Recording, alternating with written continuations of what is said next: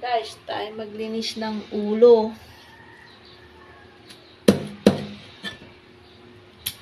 Para may ipakain tayo sa aso. Ulam din po nila. Tinatanggalan ko po ito ng tuka para po hindi bumara sa kanilang bituka. At ito po ay iluluto ko sa adobo. Ito po ay ulam po nila isang linggo. Bumili po ako ng 3 kilo. Yeah. Guys, ito na yung adobong manok. Ulam ng ating mga alaga. Para sa dugi.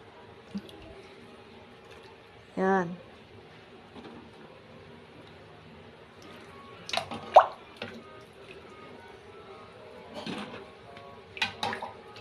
Para sila naman ay ganahan. Yan guys. Tapos lamasin lang natin.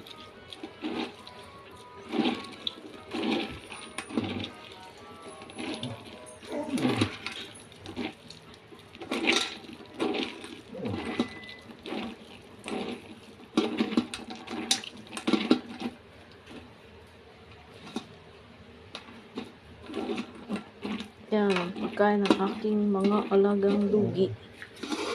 Adobong manok.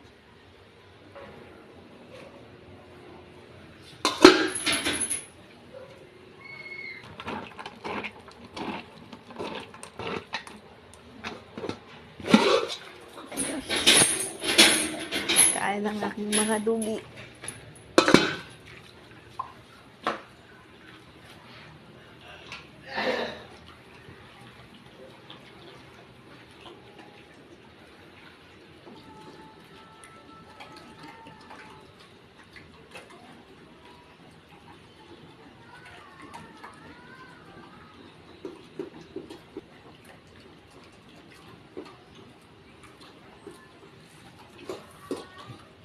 Sinisimot pa ng isa. Ayan guys. May idea na kayo sa inyong mga pagkain ng aso.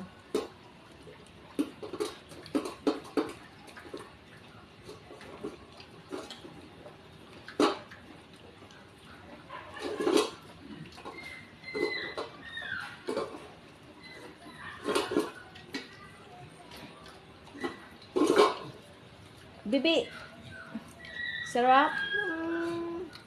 Sarap. Masarapan siya, Bibi. Simot ang pagkain ng doggy. Oh. Yung isa hindi pa tapos. Kumakain pa.